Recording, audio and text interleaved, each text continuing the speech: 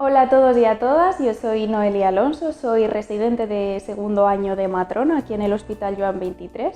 Y bueno, un poco las razones por las que os animo a que vengáis a hacer la residencia aquí es que el Joan 23 es un hospital de tercer nivel, por lo que toda la patología o prácticamente toda la patología de la provincia se destina aquí, al hospital.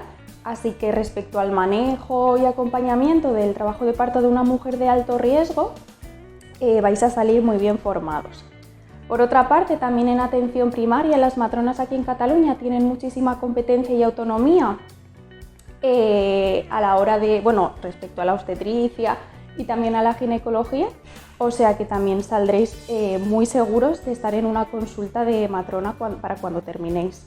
Y ya por último, que en general el trato es muy cercano, es bueno, que siempre se agradece a la hora de venir a hacer la residencia de un sitio de fuera. Así que nada, os animo a todos a que vengáis y mucha suerte para la elección de plazas.